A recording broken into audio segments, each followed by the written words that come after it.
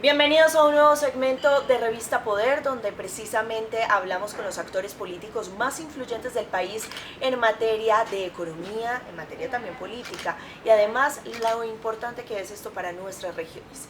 El día de hoy nos acompaña el representante a la Cámara por Antioquia, Alejandro Toro. Alejandro, bienvenido a Revista Poder.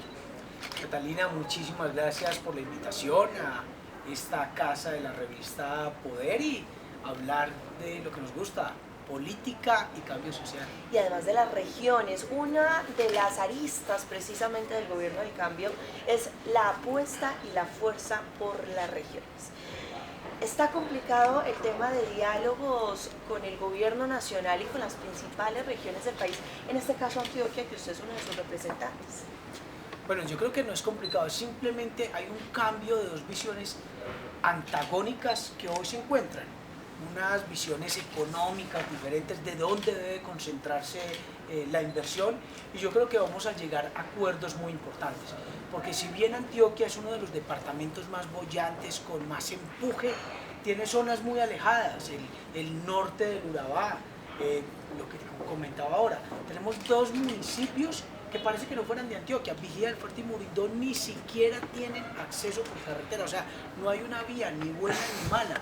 Tenemos que conectar a esas regiones de Antioquia que hoy necesitan mayor atención, y esa es la discusión que tenemos entre congresistas y que seguramente encontraremos salida. Usted está hablando en este momento de un tema muy álgido y también, incluso me atrevo a decir, tensionante entre, por ejemplo, el gobernador de Antioquia y también el gobierno nacional. Ha dicho y ha pedido reiterativamente el gobernador de Antioquia que les adjudiquen o que les den los contratos para ellos hacer esas vías. ¿Cómo va ese tema con el gobierno nacional? Usted incluso estaba pidiendo una reunión con el presidente Petro y la bancada para gestionar esos recursos. ¿Cómo va ese tema? Bueno, lo primero es desvirtuar este argumento de que Petro se está vengando de Antioquia, de que el presidente no quiere Antioquia. Nada más falso. La segunda inversión del plan plurianual de inversiones es para Antioquia, 98 billones de pesos de 504 billones de pesos. O sea, es muy alta la inversión que se hace en Antioquia.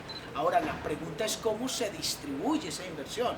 ¿Por qué? Porque si todo se va para Medellín, si todo se va para gobiernos más centrales o donde existen más recursos, ahí sí creo que hay una dificultad. Y es lo que ha planteado el presidente.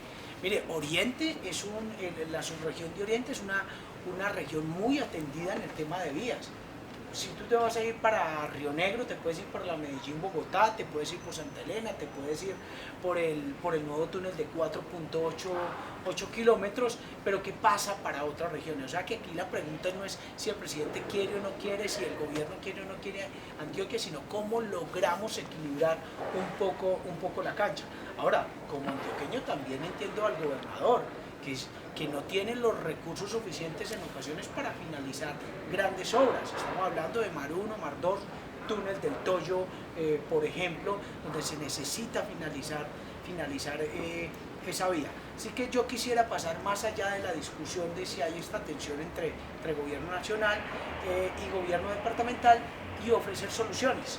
Mira, te cuento algo en primicia. Ayer nos confirmaron de Casa de Nariño que la próxima semana el presidente se va a reunir con la bancada antioqueña, que es una de las bancadas más grandes, más o menos 32 congresistas. Vamos a sentarnos con el presidente y el tema central va a ser las vías de Antioquia. Las grandes vías, las vías 4G, el túnel del Toyo, Pacífico 1, Pacífico 2, pero también esas vías rurales, esas conexiones para los territorios. O sea, podríamos titular que hay luz verde para posible financiación de estas vías en Antioquia. Podríamos decir que el presidente está dispuesto a escuchar y a encontrar soluciones para todos los antioqueños, los 6.700.000. ¿Cuáles serían esas vías priorizadas dentro de esta solicitud de recursos, Alejandro?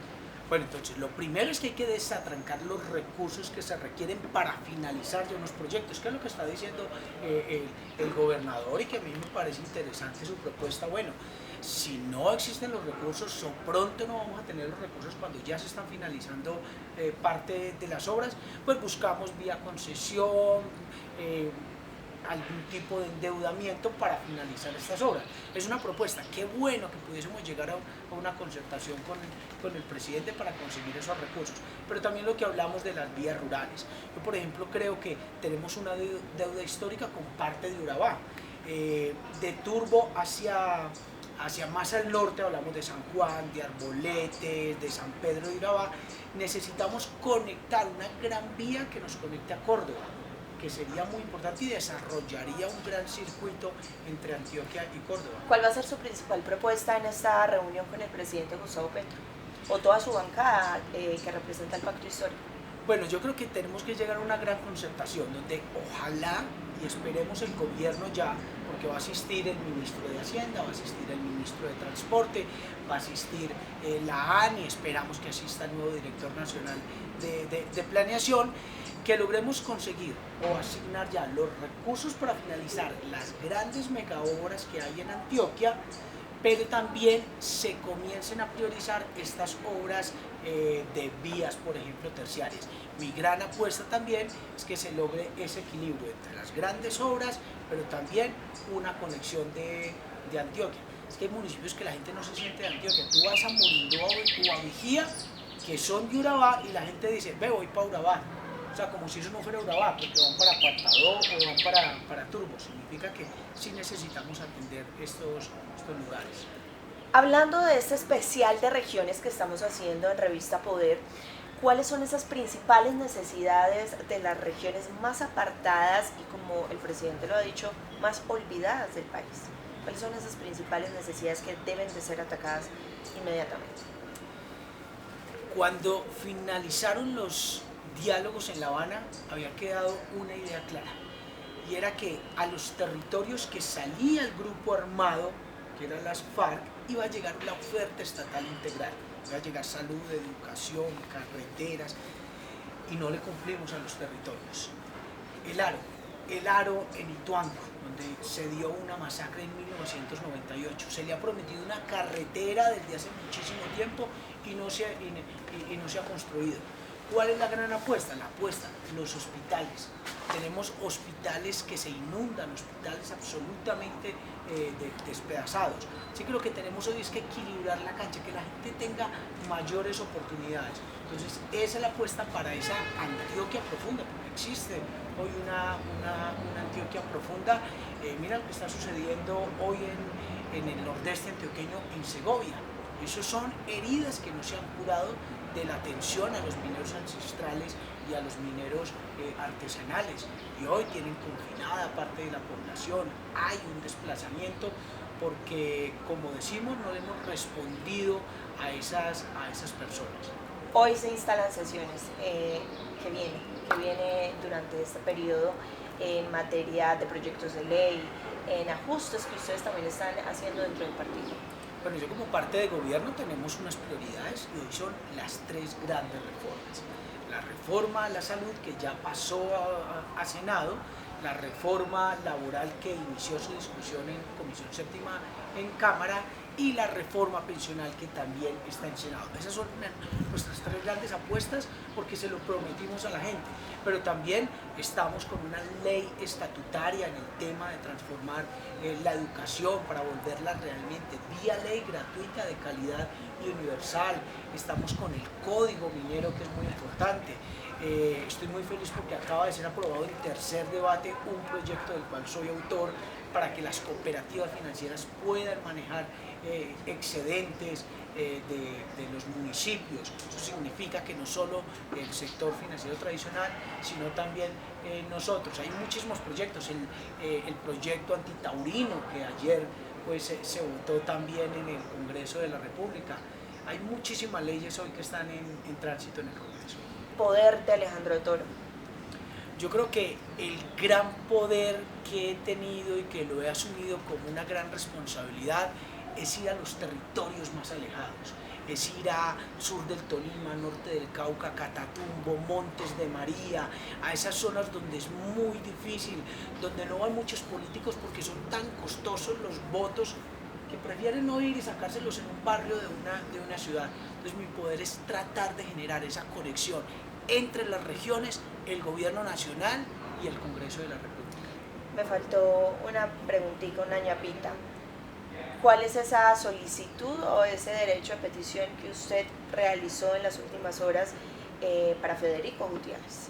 Bueno, lo primero es que hay que decir que está bien que los mandatarios hagan seguimiento, hagan veeduría, hagan auditoría, cuiden los recursos, pero la pregunta que yo le hago a Federico Gutiérrez y a su gobierno es ¿de dónde sacó los recursos? ¿Qué personas utilizó para esos recursos?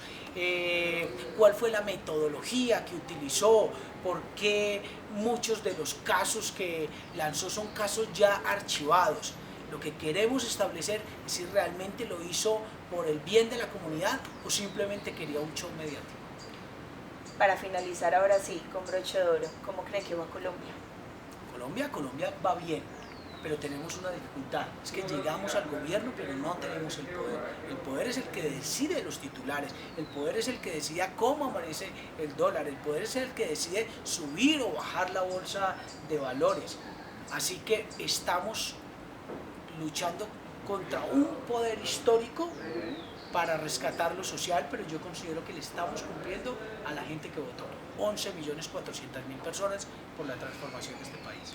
Alejandro, muchísimas gracias por acompañarnos en esta entrevista de la revista Poder. Bueno, a ti Catalina, y el poder está en el pueblo. Recuerden entonces seguirnos a través de nuestras redes sociales para que se enteren de los hechos más relevantes que están ocurriendo en el país y además, por supuesto, de expertos políticos y todas las personas más influyentes de este país aquí en Revista Poder.